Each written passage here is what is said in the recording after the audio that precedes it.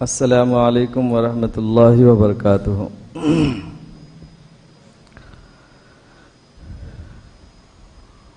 بسم اللہ الکبیر المتعال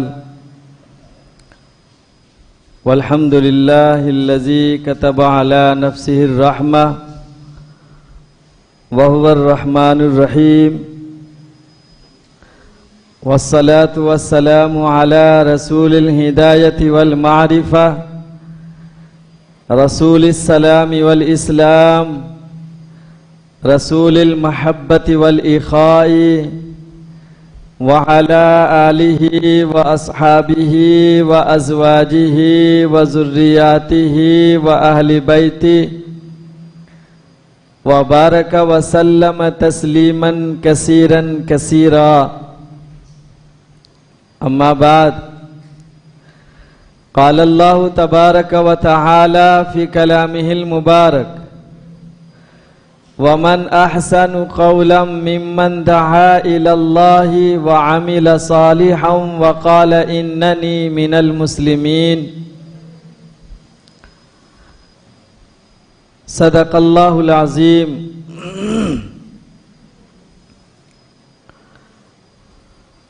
اسٹیج پر بیٹھے ہوئے داعیان اسلام اور محترم حاضرین، سب سے پہلے میں اس اللہ کا شکر ادا کرتا ہوں جو میرا اور آپ سب کا خالق و مالک ہے، جو ہمارے زندگی اور موت کا واحد مالک ہے، جو ہمارے نفع اور نقصان کا واحد مالک ہے۔ ہم اس اللہ کا شکر ادا کرتے ہیں کہ اس نے مجھے اور آپ سب کو انسان بنایا اور اپنے خزانے کی سب سے بڑی دولت اور نعمت ایمان سے نوازا ہے۔ ہم دعا کرتے ہیں جب تک زندگی ہے اللہ مجھے بھی اور آپ سب کو بھی اسلام پر ثابت قدم رکھے، اور جب موت آئے تو اللہ ہم سب کو ایمان پر خاتمہ نصیب فرمائے۔ انسان کی کامیابی کے لیے ایمان پر خاتمہ ضروری ہے۔ اگر کوئی شخص پوری زندگی بھی عبادتوں میں، نیکیوں میں، نمازوں، روزوں، صدقات اور خیرات کے ادا کرنے میں گزار دے، لیکن اس کا خاتمہ ایمان پر نہیں ہوتا ہے تو وہ آخرت میں سب سے زیادہ نقصان اور خسارے میں ہوگا۔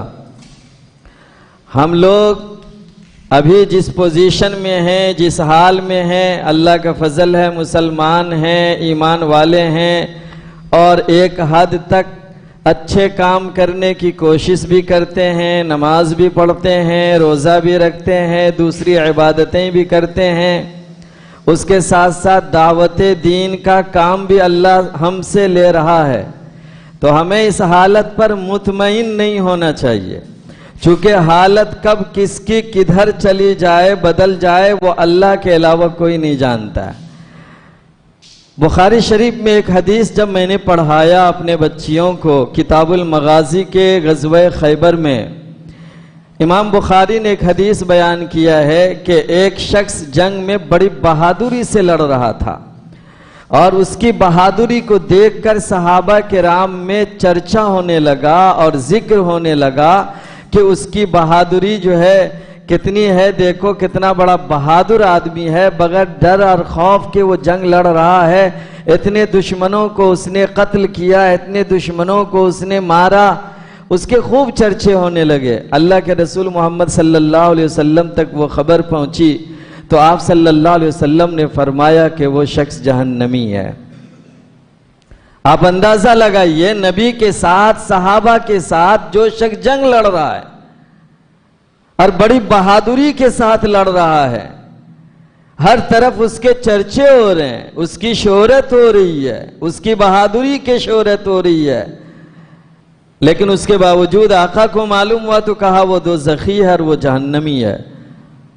ایک صحابی کہتے ہیں یہ سننے کے بعد لگا جیسے پاؤں کے نیچے سے زمین ہٹ گئی ہو. ہم اس کے پیچھے لگ گئے کہ آخر دیکھتے ہیں آقا نے اس کو جہنمی کیوں کہا ہے, دوزخی کیوں کہا. جب رسول اللہ صلی اللہ علیہ وسلم نے کہا ہے تو کوئی نہ کوئی وجہ ہوگی.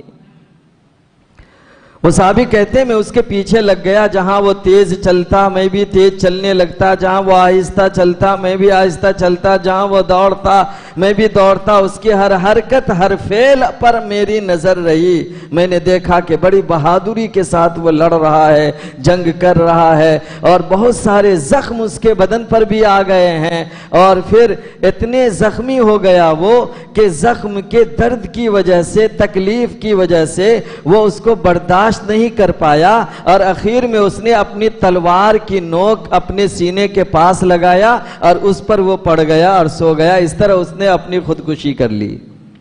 پھر آقا کے پاس وہ صحابی آتے ہیں اور آ کر بتلاتے ہیں. تو اس وقت میں جو بات اصل جو میں میسج آپ کو دینا چاہ رہا تھا وہ یہ ہے, رسول اللہ صلی اللہ علیہ وسلم کو جب پتا چلا اس پورے واقعے کا اور معلوم ہوا, اس وقت میں رسول اللہ صلی اللہ علیہ وسلم نے ایک جملے کہا تھا کہ اللہ تعالیٰ اپنے دین کا کام فاسق و فاجر سے بھی لے لیتا ہے. ہم دین کا کام کر رہے ہیں, اس کا مطلب اللہ کے نظر میں نیکی ہو یہ کوئی ضروری نہیں ہے. نیک بننے کے لیے, عمل کی قبولیت کے لیے ہمیں ہر وقت اللہ کے ہم محتاج ہیں, اور اس سے ہمیں دعائیں کرتے رہنی چاہیے, اس سے مانگتے رہنی چاہیے. وہ جب تک ہمارا کوئی عمل قبول نہیں کرے گا اس عمل کی کوئی حیثیت نہیں ہے. تو اس لیے ہم بھی مسلمان ہیں, اس ناطے سے یہ بات آپ کے سامنے رکھا ہوں. قرآن کہتا ہے ربنا لا تزغ قلوبنا بعد اذ ہدیتنا وہب لنا من لدنک رحمہ انک انت الوہاب. کہ ہمارے پروردگار ہدایت دے دینے کے بعد تو ہمارے دل کو ٹیڑھا نہ کر دے کفر کی طرف, شرک کی طرف, گناہوں کی طرف, گمراہیوں کی طرف, اس طرف ہمارے دل کو نہ کر دے. بعد ہدیتنا وہب لنا من لدنک, آپ ہمیں اپنی طرف سے اپنی خصوصی رحمت عطا کریں. انک انت الوہاب, بے شک آپ ہی دینے والے ہیں. تو ان آیتوں اور حدیثوں کی روشنی میں ہمیں جو سبق ملتا ہے وہ یہ کہ ہمیں ہر وقت اللہ تبارک و تعالیٰ کی طرف اپنے لو لگا کر رکھنا چاہیے, اور عمل پر, حالت پر مطمئن نہیں ہونا چاہیے, اس لیے کہ وہ کب بدلے گی وہ صرف اللہ جانتا ہے. مجھے آج فجر کے وقت میں تقریباً 5 بجے حضرت شیخ اسحاق علی صاحب کا فون آیا. تو میں سمجھا کہ نارملی وہ فجر کے وقت میں ہمیشہ فون کرتے ہیں, تو آج بھی کر رہے ہوں گے. 2 مرتبہ میں نے کال ریسیو نہیں کیا, اور پھر تیسری مرتبہ میں نے جب دیکھا کہ بار بار فون آ رہا ہے تو لگا کہ نہیں آج کچھ ہٹ کر کے ہے. تو میں فون ریسیو کیا, اور پھر آپ سے سلام کلام کے بعد آپ نے الصلاۃ خیر من النوم جو آپ کا پرانا جملہ ہے اس وقت میں آپ نے وہ دہرایا. تو ہاں حضرت ٹھیک ہے بول کے, اس کے بعد پھر کہ حضرت نے ایک اور بات ہے وہ یہ ہے کہ آج ایسے پروگرام ہے, دعوتی پروگرام دائیوں کے ساتھ میں, اس میں آپ کا درس قرآن ہے دعوت کے موضوع پر. تو ہم نے کہا ٹھیک ہے انشاءاللہ ہم آئیں گے. دائیوں کے سامنے دعوت کی فضیلت کو بیان کرنا یہ ایسا ہی ہے جیسا کہ علماء کے سامنے علم کی فضیلت بیان کی جائے, راجہ مہاراجہ اور بادشاہ کے سامنے سلطنت کی اہمیت کو بیان کیا جائے, کسان کے سامنے زراعت کی بات کی جائے, کھلاڑیوں کے سامنے کسی کھیل کی اہمیت اور ضرورت کو بتایا جائے, نیتاؤں اور لیڈروں کے سامنے سیاست پر گفتگو کی جائے. یہ بالکل ایسا ہی ہے. لیکن چونکہ ہمارے ڈائریکٹر محترم جناب شیخ اسحاق علی صاحب کا حکم ہے, تو اس حکم کی تعمیل میں 2-3 باتیں میں آپ کے سامنے رکھنا چاہتا ہوں.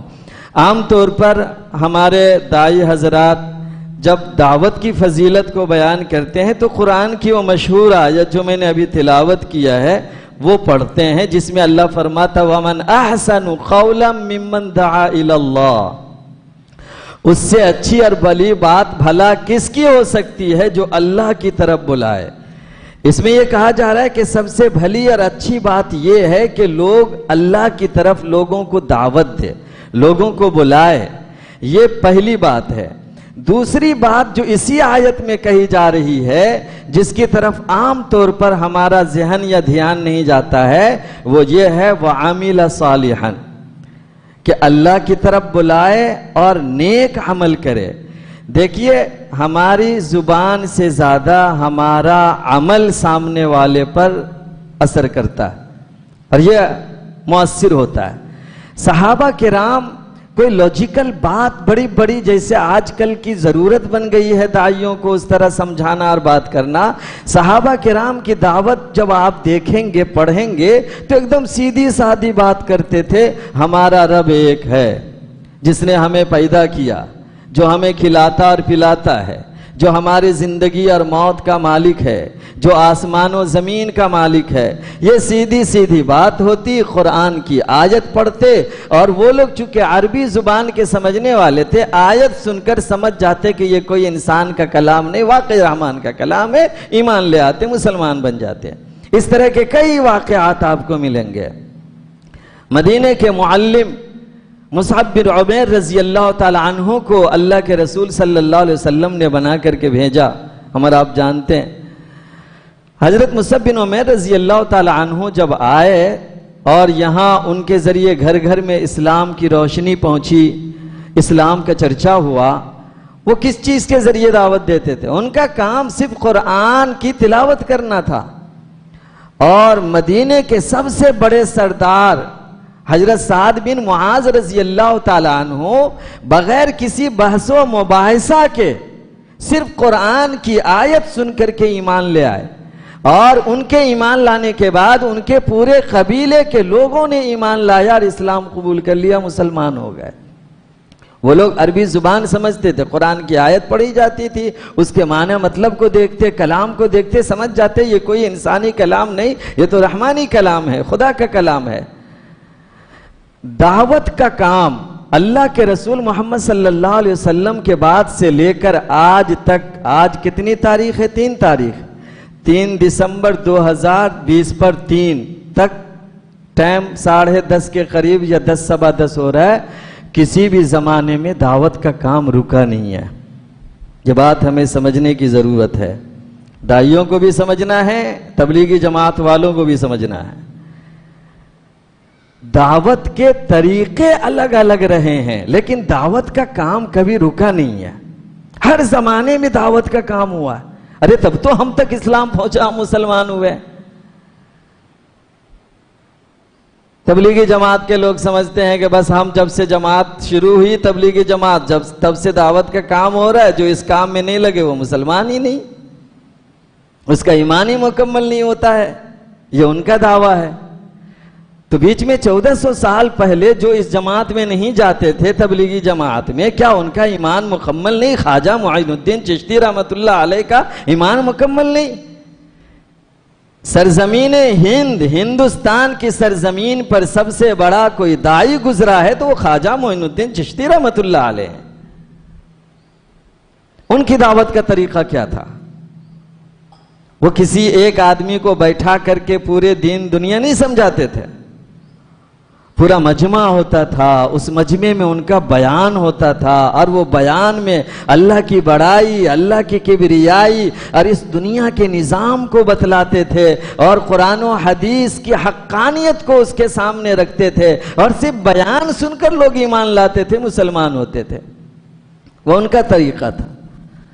اب قرآن میں جب آپ دیکھیں گے تو پتہ چلے گا کہ حضرت سلیمان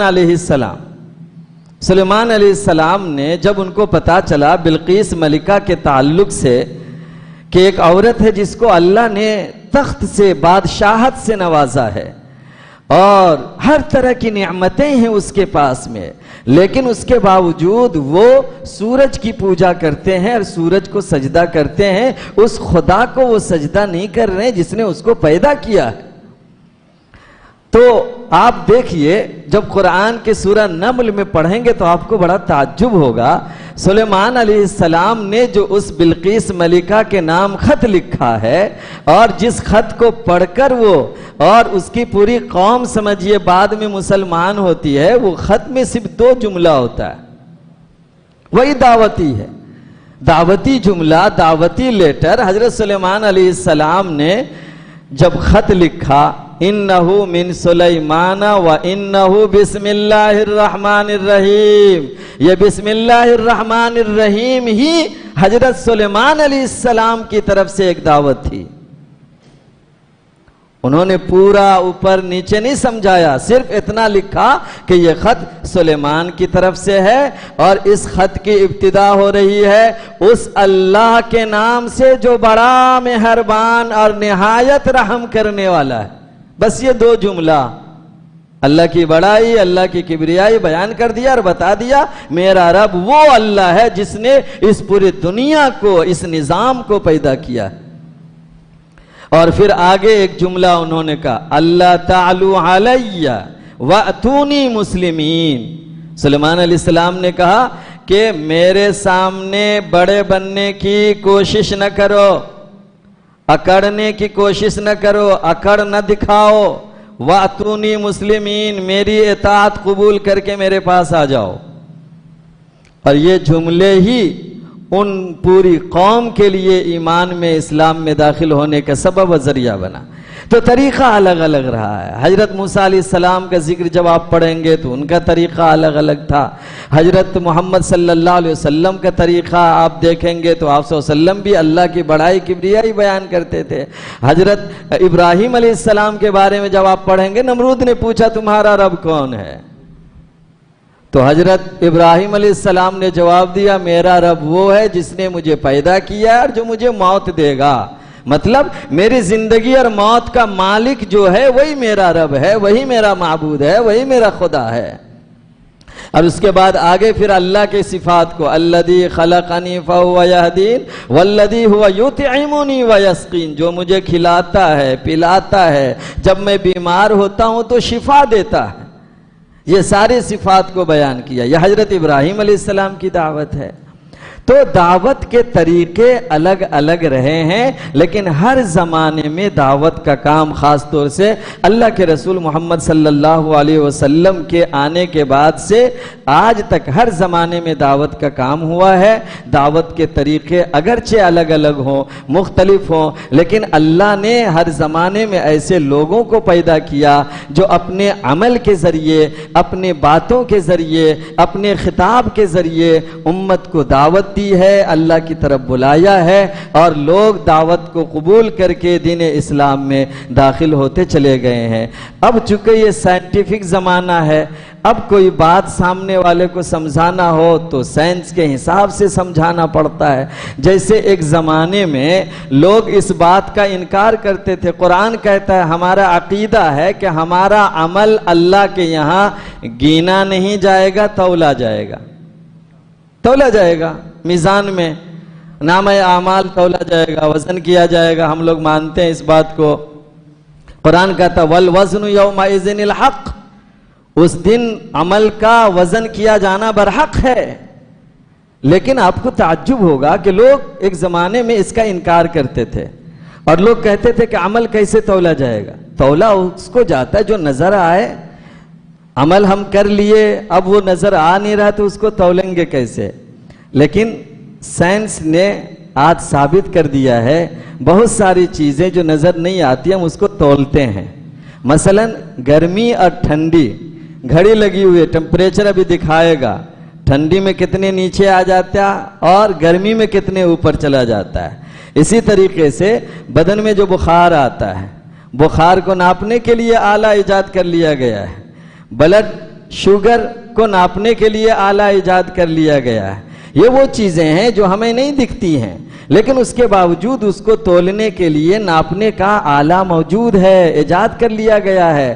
تو وہ اللہ، وہ خالق کائنات، پروردگار عالم، جس نے ان تمام چیزوں کو بنایا ہے، وہ کیا اس بات پر قادر نہیں ہے کہ ہمارے عمل کو وزن کرنے کے لیے اس دن وہ اپنے حساب سے کوئی آلہ بنائے؟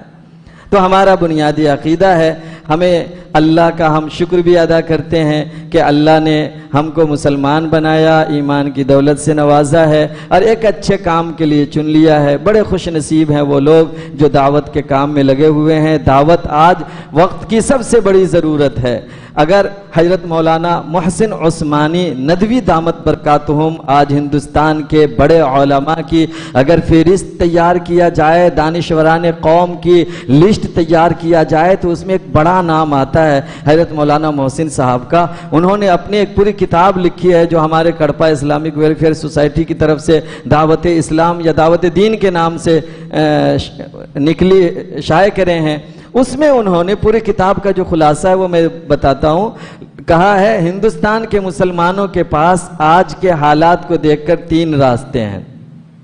انہوں نے کہا پہلا راستہ یہ ہے کہ اس حالت میں، اس ماحول میں مسلمان ہندوستان چھوڑ کر دوسرے ملک ہجرت کر کے چلے جائیں، یہ پہلا آپشن۔ پھر انہوں نے لکھا ہے کہ یہ ناممکن ہے۔ ناممکن اس لیے ہے کہ مسلمان کوئی 100 200 300 نہیں ہے، کروڑوں کی تعداد میں یہ کہاں جائیں گے، اور یہ جائیں گے بھی تو کون ملک ان کو ویزا دے گا، رہنے کی جگہ دے گا، تو یہ ممکن نہیں ہے۔ پھر انہوں نے کہا دوسرا آپشن یہ ہے کہ مسلمان جنگ کریں اور جہاد کریں۔ پھر انہوں نے لکھا کہ یہ بھی ممکن نہیں ہے، چونکہ جنگ اور جہاد کے لیے ایک امیر کا ہونا ضروری ہے۔ آج تو مسجد میں امیر ہے ہمارا، ہے کہ نہیں ہے؟ آج جتنی تعداد مسلمانوں کی بڑھ رہی ہے اس سے زیادہ ہمارے لیڈر اور قائد بن رہے ہیں۔ کون امیر ہے بتائیے؟ جنگ کے لیے امیر کا ہونا ضروری ہے۔ ہم لوگ تفسیر کے موقع سے اپنے استاد سے پوچھے تھے حضرت مولانا علاء الدین ندوی صاحب سے کہ مولانا اتنے ماحول خراب ہیں اور یہ حالت ہے تو علماء مسلمانوں کو جہاد کا فتویٰ کیوں نہیں دیتے؟ اب 15-20 سال کی عمر میں ویسے بھی خون گرم ہوتا ہے تو اس طرح کی باتیں ذہن میں آتی ہیں، 40 کے بعد ذرا نارمل ہو جاتا ہے، تو پڑھنے کے وقت میں اس طرح کی باتیں کیوں نہیں جہاد کا فتویٰ دیا جاتا ہے؟ تو مولانا نے کہا بیٹا جہاد کے لیے یہ شرطیں ہیں، اور پھر انہوں نے کہا اس میں ایک بڑی شرط یہ ہے کہ مسلمانوں کا کوئی امیر ہو۔ آج کون ہے ہمارا امیر؟ کس کی عمارت میں، کس کی قیادت میں جنگ لڑیں گے آپ؟ دیوبندی نے فتویٰ دیا تو بریلوی، اہل حدیث، فلاں جتنے ہیں سب کہیں گے ہم اس میں شریک نہیں ہوں گے، تو وہ پہلے دیوبندی کو مارے گا، پھر بریلوی کو مارے گا، پھر اہل حدیث کو مارے گا، پھر جماعت اسلامی کو مارے گا، ہوگا یہی۔ تو اسی لیے جہاد کا فتویٰ نہیں دیا جا سکتا ہے۔ تو کل ملا کر نہ ہم ہجرت کر سکتے نہ جنگ کر سکتے۔ اب تیسرا آپشن انہوں نے یہ لکھا ہے، تیسرا آپشن جو باقی ہے وہ یہ ہے کہ غیر مسلموں میں دعوت کا کام پوری زور اور طاقت کے ساتھ کیا جائے، پوری صلاحیت قابلیت کے ساتھ کیا جائے، یہی ایک واحد راستہ ہے۔ اور کہتے ہیں جب جتنا زیادہ ماحول خراب ہوتا ہے اس وقت میں دعوت کا کام اتنے اچھے طریقے سے ہوتا ہے۔ تو یہ بہت بڑی بات ہے، آج اس بات کو سمجھنے کی ضرورت ہے۔ خوش نصیب ہیں وہ لوگ جو اس میدان میں لگے ہوئے ہیں۔ اللہ تعالیٰ جو لگے ہوئے ہیں ان کو ثابت قدمی عطا فرمائے، جو نہیں لگے ہیں اللہ ان کو بھی اس میں لگ کر، اس سے جڑ کر کام کرنے کی توفیق عطا فرمائے۔ چونکہ میرا وقت جو تھا وہ ہو گیا، آلریڈی 5 منٹ زیادہ، میں معذرت چاہتا ہوں بہاؤالدین صاحب سے۔ وآخر دعوانا ان الحمدللہ رب العالمین۔